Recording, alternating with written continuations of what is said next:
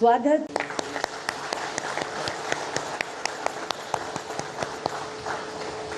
मोदी जी द्वारा एक साथ कई रेल परियोजनाओं का शिलान्यास एवं लोकार्पण किया जाएगा। साथ ही पेट्रोलियम एवं प्राकृतिक गैस मंत्रालय तथा वाणिज्य एवं उद्योग मंत्रालय की कुछ परियोजनाओं का शिलान्यास किया जाएगा तथा नई वंदे भारत ट्रेनों, वर्तमान वंदे भारत एक्सप्रेस ट्रेनों का यात्रा विस्तार, अन्य रेल सेवाओं एवं डेडिकेटेड फ्रेट कॉरिडोर की मालगाड़ियों को हरी झंडी दिखाकर शुभारंभ किया जाएगा। अब माननीय रेल, संचार, इलेक्ट्रॉनिक्स और सूचना प्रौद्योगिकी मंत्री श्री अश्विनी वैष्णव जी से अधिक गाड़ियां इस फ्रेट कॉरिडोर पे चल रही है और उसका लाभ पूरे देश को मिल रहा है। उत्तर भारत के सभी राज्य, चाहे पंजाब हो, हरियाणा हो, जम्मू कश्मीर हो, हिमाचल 47 तक विकसित भारत के मिशन को पूरा करने के लिए बीते 10 वर्षों से रखी जा रही है मजबूत भारत की नींव, और यह सब संभव हुआ है देश के यशस्वी प्रधानमंत्री श्री नरेंद्र मोदी जी की दूरदर्शी विजन के कारण। वर्ष 2014 के बाद से मोदी सरकार द्वारा देश की बुनियादी ढांचे के विकास में अभूतपूर्व निवेश किया गया है और देश के हर हिस्से में किया गया है अत्याधुनिक इंफ्रास्ट्रक्चर का निर्माण। पिछले 10 वर्षों में किया गया है भारतीय रेल की विकास परियोजनाओं में 12 लाख करोड़ रुपए से अधिक का रिकॉर्ड निवेश। भारतीय रेलवे आज एक बहुत बड़े ट्रांसफॉर्मेशन के दौर से गुजर रही है। इस दशक के अंत तक भारतीय रेलवे का पूरी तरह कायाकल्प होने जा रहा है। इसी क्रम में प्रधानमंत्री जी द्वारा आज देशवासियों को दी जा रही है 85,000 करोड़ रुपए से अधिक की रेल परियोजनाओं की सौगात, जिन रेल परियोजनाओं का आज शिलान्यास और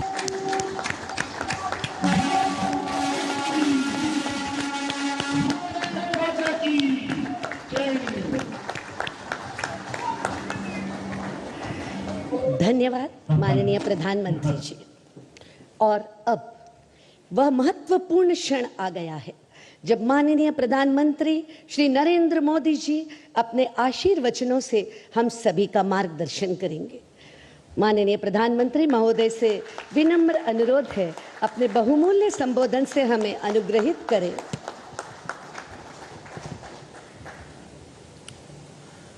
गुजरात के गवर्नर आचार्य श्री देवव्रत जी, गुजरात के लोकप्रिय मुख्यमंत्री श्रीमान भूपेंद्र भाई पटेल,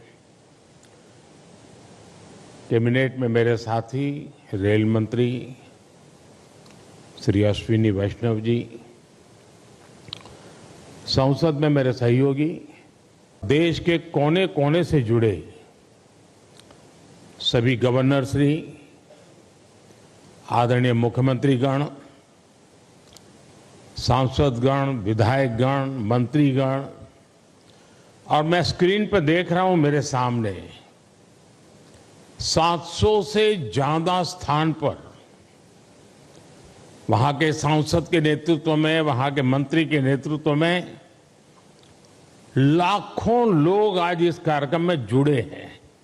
शायद रेलवे के इतिहास में एक साथ हिंदुस्तान के हर कोने में इतना बड़ा कार्यक्रम कभी नहीं हुआ होगा।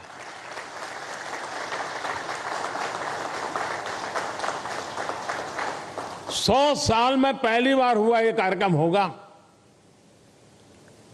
मैं रेलवे को भी इस भव्य आयोजन के लिए बहुत बहुत बधाई देता हूं।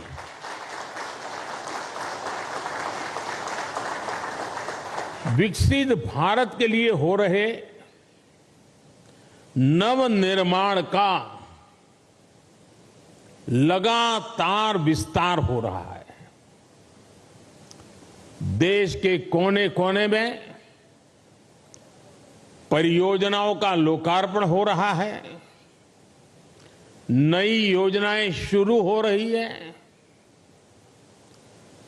अगर मैं साल 2024 की ही बात करूं, 2024 आने मुश्किल से अभी 75 दिन हुए हैं 2024 के।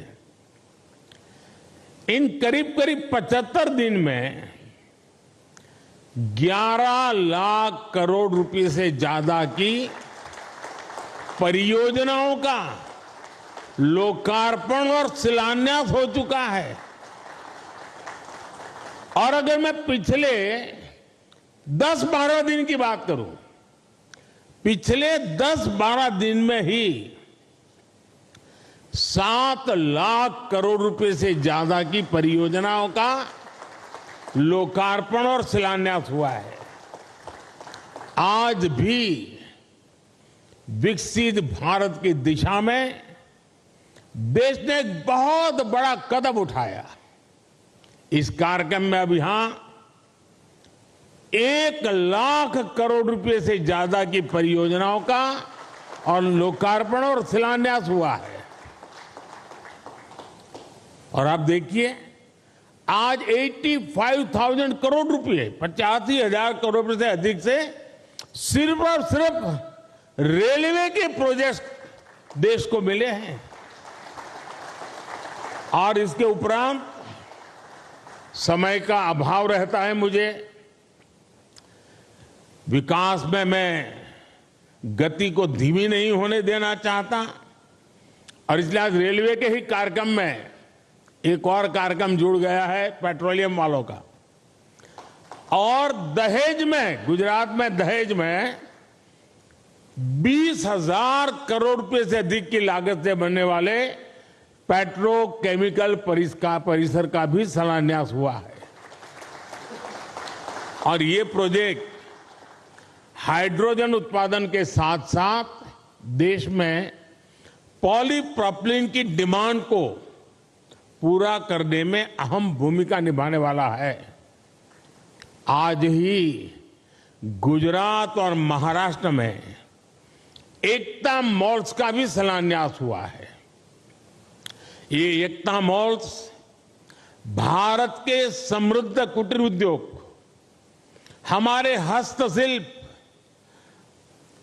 हमारा वोकल फॉर लोकल का जो मिशन है, उसको देश के कोने कोने तक ले जाने में सहायक होगा।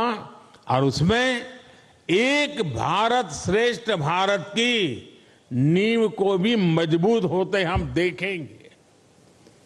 मैं इन परियोजनाओं के लिए देशवासियों को बधाई देता हूं, और मैं मेरे नौजवान साथियों से कहना चाहता हूं, भारत एक युवा देश है, बहुत बड़ी तादाद में युवा रहते हैं देश में।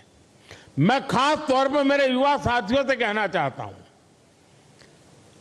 आज जो लोकार्पण हुआ है वो आपके वर्तमान के लिए है, और आज जो शिलान्यास हुआ है वो आपके उज्जवल भविष्य की गारंटी लेकर के आया है। साथियों, आजादी के बाद की सरकारों ने राजनीतिक स्वार्थ को जिस तरह प्राथमिकता दी, और उसकी बहुत बड़ी शिकार भारतीय रेल रही है। आप पिछले 2014 के पहले के 25-30 रेल बजट देख लीजिए। रेल मंत्री देश की पार्लियामेंट में क्या बोलते थे? हमारी फलानी ट्रेन का वहां स्टॉपेज दे देंगे, वहां हम डिब्बे 6 है तो 8 कर देंगे। यानी रेलवे, और मैं देख रहा था पार्लियामेंट में भी धप धप तालियां बजती थी। यानी यही सोच रही थी कि स्टॉपेज मिला कि नहीं मिला, ट्रेन वहां तक आती है, मेरे स्टेशन तक आगे बढ़ी कि नहीं बढ़ी। देखिए, 21वीं सदी में यही सोच रही होती तो देश का क्या होता। और मैंने पहला काम किया, रेल को अलग बजट से निकाल करके भारत सरकार के बजट में डाल दिया, और उसके कारण आज भारत सरकार के बजट के पैसे रेलवे के विकास के लिए लगने लगे।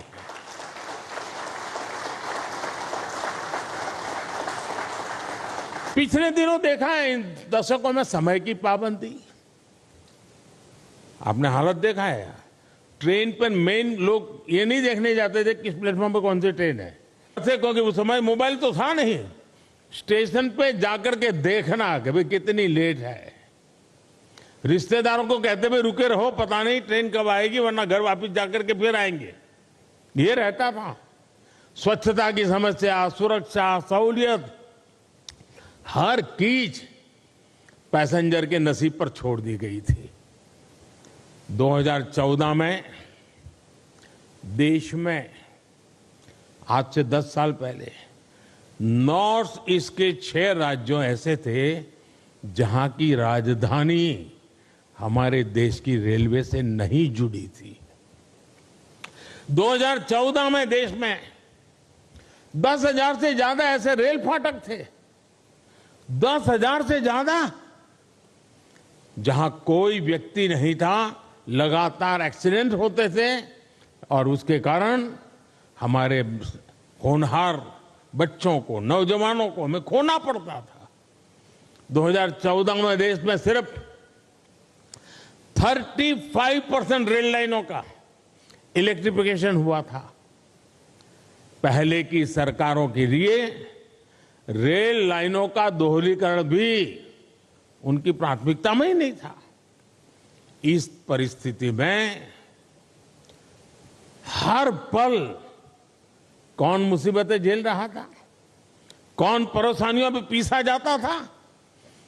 हमारे देश का सामान्य मानवी, मध्यम वर्ग का परिवार, भारत का छोटा किसान, भारत के छोटे उद्यमी।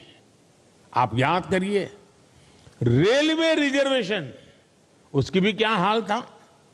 लंबी लंबी लाइनें, दलाली, कमीशन, घंटों का इंतजार।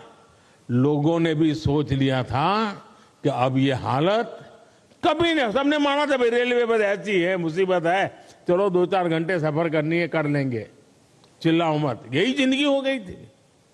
और मैंने तो मेरी जिंदगी ही रेल की पटरी पर शुरू की है, इसलिए मुझे भली भांति है रेल का क्या हाल था। साथियों, भारतीय रेल को उस नर्क जैसी स्थिति से बाहर निकालने के लिए जो इच्छा शक्ति चाहिए थी, वो इच्छा शक्ति हमारी सरकार ने दिखाई है। अब रेलवे का विकास सरकार की सर्वोच्च प्राथमिकताओं में से एक है। हमने 10 वर्षों में औसत रेल बजट को 2014 से पहले की तुलना में 6 गुना ज्यादा बढ़ाया है। और मैं आज देश को ये गारंटी दे रहा हूं कि अगले 5 साल में वो भारतीय रेल का ऐसा कार्यकल्प होते देखेंगे जिसकी उन्होंने कल्पना भी नहीं की होगी। आज का ये दिन इसी इच्छा शक्ति का जीता जागता सबूत है। देश का नौजवान तय करेगा उसको कैसा देश चाहिए, कैसी रेल चाहिए। ये 10 साल का काम अभी तो ट्रेलर है, मुझे तो और आगे जाना है। आज गुजरात, महाराष्ट्र, यूपी, उत्तराखंड, कर्नाटक, तमिलनाडु, दिल्ली, एमपी, तेलंगाना, आंध्र प्रदेश, बिहार, झारखंड, पश्चिम बंगाल, उड़ीसा, इतने राज्यों में वंदे भारत ट्रेनें मिल चुकी है जी। और इसी के साथ ही देश में वंदे भारत ट्रेन की सेवाओं का शतक भी लग गया है।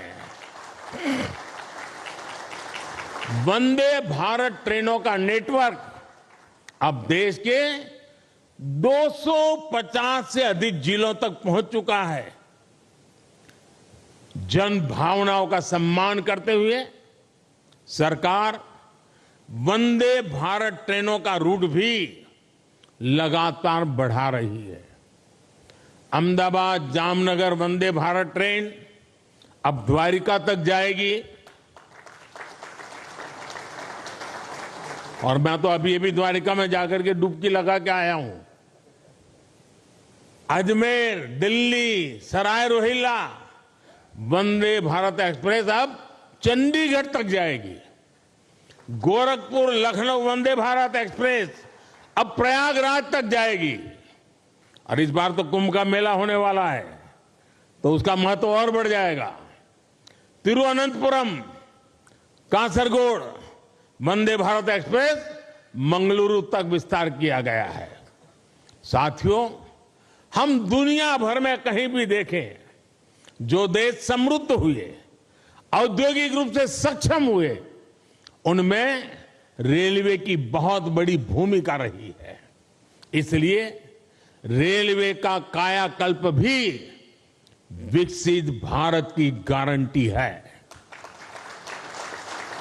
आज रेलवे में अभूतपूर्व गति से रिफॉर्म हो रहे हैं। तेज गति से नए रेलवे ट्रैक्स का निर्माण, 1300 से ज्यादा रेलवे स्टेशनों का आधुनिकीकरण, वंदे भारत, नमो भारत, अमृत भारत जैसी नेक्स्ट जनरेशन ट्रेन, आधुनिक रेलवे इंजन और कोच फैक्ट्रियां, ये सब 21वीं सदी की भारतीय रेल की तस्वीर बदल रही है। साथियों, गति शक्ति कार्गो टर्मिनल पॉलिसी के तहत कार्गो टर्मिनल के निर्माण में गति लाई जा रही है। इससे कार्गो टर्मिनल बनने की गति तेज हुई है। लैंड लीजिंग पॉलिसी को और सरल किया गया है। लैंड लीजिंग प्रक्रिया को भी ऑनलाइन किया है। इससे काम में पारदर्शिता आई है। देश के ट्रांसपोर्टेशन सेक्टर को मजबूती देने के लिए रेलवे मंत्रालय के तहत गति शक्ति विश्वविद्यालय की स्थापना भी की गई है। हम निरंतर भारतीय रेल को आधुनिक बनाने और देश के कोने कोने को रेल से जोड़ने में जुटे हुए हैं। हम रेलवे से, नेटवर्क से मानव रहित फाटक समाप्त करके ऑटोमेटिक सिग्नलिंग सिस्टम लगा रहे हैं। हम रेलवे के 100% इलेक्ट्रिफिकेशन की तरफ बढ़ रहे हैं। हम सौर ऊर्जा से चलने वाले स्टेशन बना रहे हैं। हम स्टेशन पर सस्ती दवा वाले जन औषधि केंद्र बना रहे हैं। और साथियों, ये ट्रेनें, ये पटरियां, ये स्टेशन ही नहीं बन रहे, बल्कि इनसे मेड इन इंडिया का एक पूरा इकोसिस्टम बन रहा है।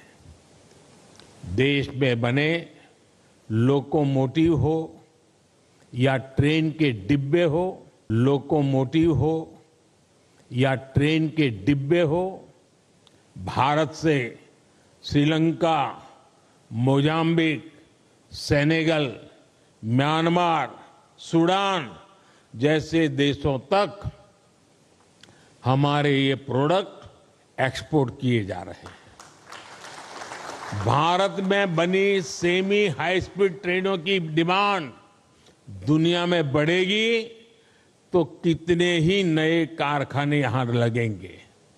रेलवे में हो रहे ये सारे प्रयास, रेलवे का ये कायाकल्प नए निवेश और निवेश से नए रोजगार की भी गारंटी दे रहा है। साथियों, हमारे इन प्रयासों को कुछ लोग चुनावी चश्मे से देखने की कोशिश करते हैं।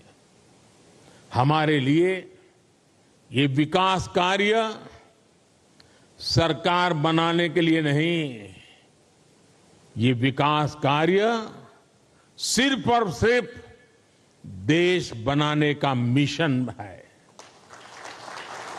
पहले की पीढ़ियों ने जो कुछ भुगता वो हमारे नौजवानों और उनके बच्चों को नहीं भुगतना पड़ेगा, और ये मोदी की गारंटी है। साथियों, भाजपा के 10 वर्ष के विकास काल का एक और उदाहरण पूर्वी और पश्चिमी डेडिकेटेड फ्रेट कॉरिडोर भी है। दशकों से ये डिमांड की जा रही थी कि मालगाड़ियों के लिए अलग ट्रैक होना चाहिए। ऐसा होता तो मालगाड़ियां और पैसेंजर ट्रेन दोनों की स्पीड बढ़ती। ये खेती, उद्योग, एक्सपोर्ट, व्यापार, कारोबार, हर काम के लिए ये तेजी लाना बहुत जरूरी था। लेकिन कांग्रेस के राज में ये प्रोजेक्ट लटकता रहा, भटकता रहा, अटकता रहा। बीते 10 वर्षों में पूर्व और पश्चिम के समुद्री तट को जोड़ने वाला ये फ्रेट कॉरिडोर करीब करीब पूरा हो चुका है। आज करीब 650 किलोमीटर फ्रेट कॉरिडोर का लोकार्पण हुआ है। अहमदाबाद में ये अभी आप देख रहे हैं ऑपरेशन कंट्रोल सेंटर का लोकार्पण हुआ है। सरकार के प्रयासों से अब इस कॉरिडोर पर मालगाड़ी की स्पीड 2 गुना से अधिक हो गई है। इन कॉरिडोर पर अभी के मुकाबले बड़े वैगन को चलने की क्षमता है, जिनमें हम अधिक सामान ले जा सकते हैं। पूरे फ्रेट कॉरिडोर पर अब इंडस्ट्रियल कॉरिडोर भी विकसित किए जा रहे हैं। आज अनेक स्थानों पर railway goods shed, Gatishakti multi modal cargo terminal, digital नियंत्रण station, railway workshop, railway loco shed, railway depot का भी लोकार्पण आज हुआ है। इसका भी बहुत सकारात्मक प्रभाव माल ढुलाई पर पड़ने ही वाला है।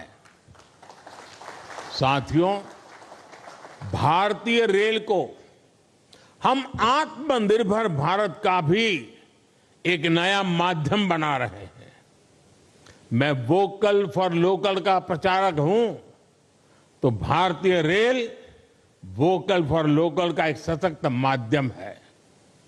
हमारे विश्वकर्मा साथियों, हमारे कारीगरों, शिल्पकारों, महिला स्वयं समूहों के स्थानीय उत्पाद अब स्टेशन पर बिकेंगे। अभी तक रेलवे स्टेशनों पर वन स्टेशन वन प्रोडक्ट के 1500 स्टॉल खुल चुके हैं।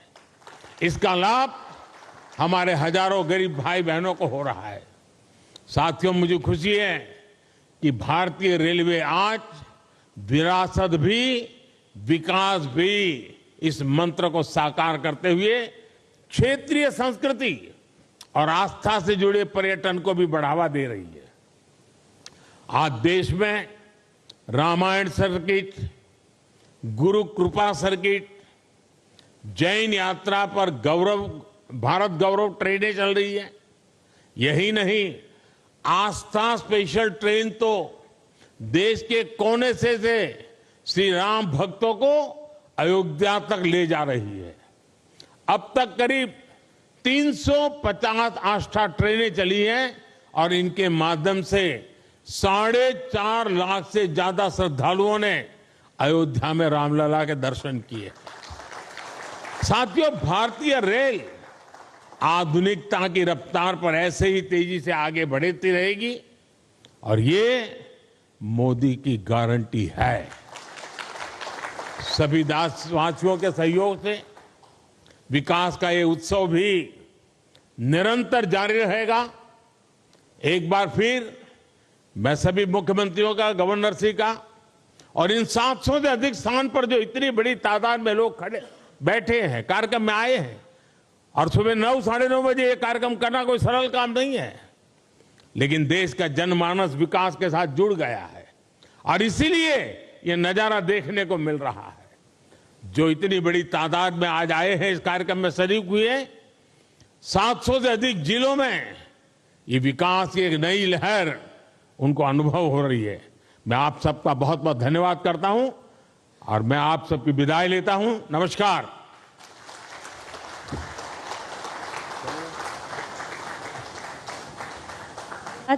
माननीय प्रधानमंत्री महोदय, आपके प्रेरणादायक संबोधन के लिए हम सभी आपके आभारी हैं। एक बार फिर बहुत बहुत धन्यवाद।